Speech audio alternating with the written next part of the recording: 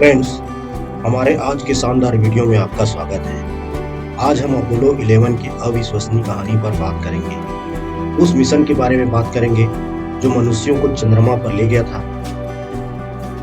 आज हम इस ऐतिहासिक प्रयास के पीछे के बजट, मैन पावर और इंजीनियरिंग के बारे में बात करेंगे। अपोलो 11 जुलाई 1969 में यूएसए स्पेस एजेंसी नासा की एक ऐतिहासिक स्पेस मिशन था। यह नासा के अपोलो कार्यक्रम का 5वां क्रू मिशन था और इसका उद्देश्य USA president John F Kennedy द्वारा मनुष्यों को चंद्रमा में उतारने के निर्धारित लक्ष्य को प्राप्त करना और उन्हें सुरक्षित रूप से पृथ्वी पर लौटाना था। अगर बजट से शुरुआत करेंगे तो अपोलो प्रोजेक्ट एक बहुत ही महत्वाकांक्षी प्रोजेक्ट था। इसके लिए बहुत ज्यादा पैसों की जरूरत थी, यानी कि पर्याप्त वित्तीय संसाधनों की आवश्यकता थी। 1973 तक अपोलो प्रोजेक्ट की कुल लागत लगभग $25.4 बिलियन आंकी गई थी, जो आज के मूल्य में लगभग $152 बिलियन के बराबर है।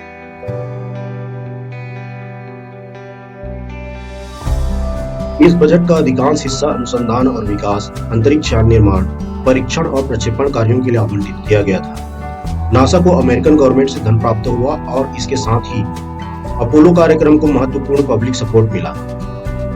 अब अपोलो 11 मिशन में शामिल अविश्वसनीय मैन पावर के बारे में बात करेंगे।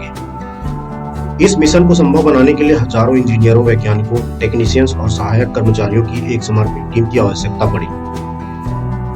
अपोलो कार्यक्रम के दौरान नासा के कार्यबल में उल्लेखनीय रूप से विस्तार हुआ, जिसमें विभिन्न एजेंसियों, कॉन्ट्रैक्टर्स और सब कॉन्ट्रैक्टर्स में 4 लाख से अधिक लोग कार्यरत थे। इन व्यक्तियों ने अंतरिक्ष यान के डिजाइन, मैन्युफैक्चरिंग और टेस्टिंग, आवश्यक टेक्नोलॉजीज को डेवलप करने और मिशन लॉजिस्टिक्स की योजना बनाने के लिए हार्ड वर्क किया।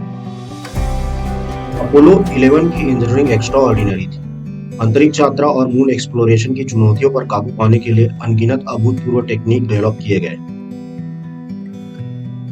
इंजीनियरों ने famous Saturn V rocket design किया, जो 360 फीट से अधिक ऊंचा था और अब तक बनाया गया सबसे शक्तिशाली रॉकेट था। कमांड मॉड्यूल ने अपने उन्नत गाइड एंड कंट्रोल सिस्टम के साथ चंद्रमा की यात्रा और वापसी के दौरान चालक दल की सुरक्षा सुनिश्चित की। लेकिन शायद सबसे उल्लेखनीय और खास इंजीनियरिंग उपलब्धि लूनर मॉड्यूल थी, जिसका नाम ईगल था। इस अंतरिक्ष यान को चंद्रमा के कठोर वातावरण का सामना करना पड़ा और चंद्रमा की सतह पर सफल लैंडिंग करनी पड़ी। लूनर मॉड्यूल की चंद्रमा पर लैंडिंग अपोलो गाइडेंस कंप्यूटर द्वारा संभव हुई, जो उन दिनों के लिए एक लेटेस्ट सिस्टम था जिसमें आज की स्मार्टफोन की तुलना में कम कंप्यूटिंग शक्ति थी, लेकिन फिर भी यह अपने समय के लिए बहुत बड़ी बात थी।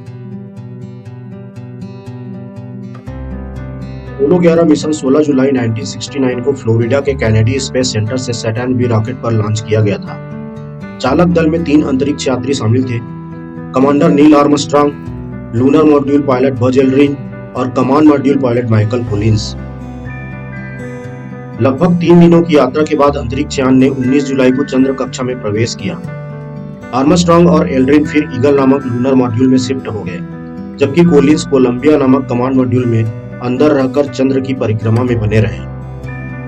20 जुलाई 1969 को चंद्र मॉड्यूल ने चंद्रमा की सतह की ओर उतरना शुरू किया। जैसे ही वे निकट आए, आर्मस्ट्रांग और एल्ड्रिन को अनएक्सपेक्टेड चैलेंजेस को फेस करना पड़ा, जिसमें बड़े पत्थरों के साथ एक उबड़-खाबड़ लैंडिंग साइट में उतरना भी शामिल थी। आर्मस्ट्रांग ने लूनर मॉड्यूल का मैनुअल कंट्रोल अपने हाथ में ले लिया और कुशलतापूर्वक उसे सी ऑफ ट्रैंक्विलिटी क्षेत्र में सुरक्षित लैंड किया।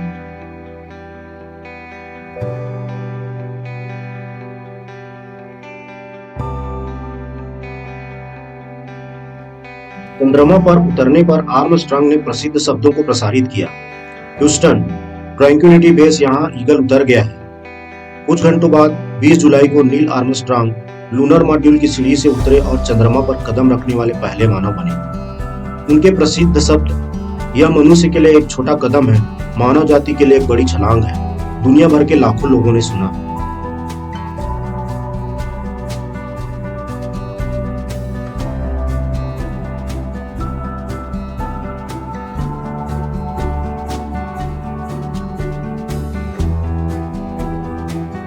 बज एल्ड्रिन जल्द ही चंद्रमा की सतह पर आर्मस्ट्रांग के साथ शामिल हो गए और साथ में उन्होंने विभिन्न प्रयोग किए। चंद्रमा की मिट्टी और चट्टान के नमूने एकत्र किए और अमेरिकी ध्वज लगाया। उन्होंने वैज्ञानिक उपकरण भी इंस्टॉल किए और राष्ट्रपति रिचर्ड निक्सन के साथ फोन पर बातचीत की।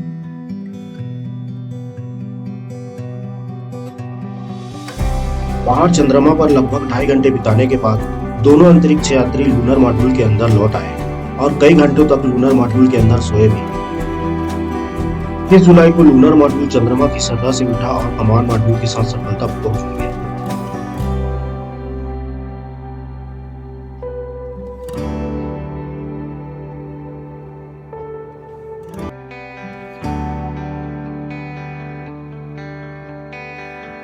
इसके बाद चालक दल ने लूनर मॉड्यूल चंद्रमा के ऑर्बिट में ही छोड़ दिया, जो पृथ्वी पर वापस यात्रा की तैयारी के दौरान चंद्र ऑर्बिट में ही रहा। फिर तीनों यात्रियों के साथ कमांड मॉड्यूल अब पृथ्वी की वापसी यात्रा शुरू की। मॉड्यूल को अब पृथ्वी के वायुमंडल को भेद कर समुद्र में पैराशूट की सहायता से उतरना था, और ऐसा हुआ भी। कमांड मॉड्यूल चालक दल और उनके द्वारा कलेक्ट किए गए मून सैंपल के साथ 24 जुलाई 1969 को प्रशांत महासागर में गिरते हुए सुरक्षित रूप से पृथ्वी पर लौट आए।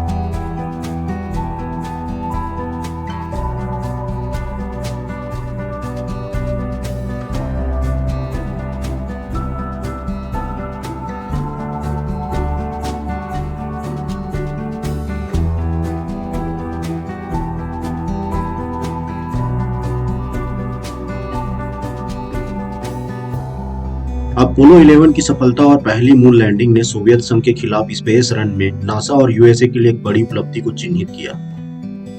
इसने मनुष्यों की चंद्रमा तक यात्रा करने की क्षमता का प्रदर्शन किया और बाद के अपोलो मिशंस के लिए मार्ग प्रशस्त किया, जिससे चंद्रमा और ब्रह्मांड के बारे में हमारी समझ और आगे बढ़ी। अपोलो 11 मानवीय सरलता, दृढ़ संकल्प और सहयोग का एक प्रमाण था। मिशन की सफलता सावधानी पूर्वक योजना, अभूतपूर्व इंजीनियरिंग और इसमें शामिल पुरुषों और महिलाओं की अटूट प्रतिबद्धता का परिणाम थी।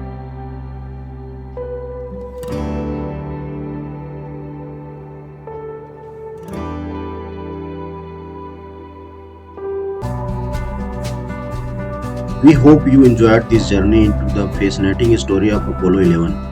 इसने स्पेस एक्सप्लोरेशन के बारे में हमारी समझ को हमेशा के लिए बदल दिया है, और यह इस बात का प्रमाण है कि जब हम असंभव पर ध्यान केंद्रित करते हैं तो क्या हासिल किया जा सकता है।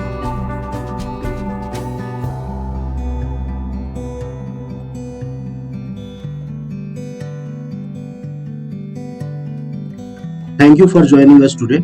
Don't forget to like and subscribe to our channel for more captivating stories. Until next time, keep enjoying.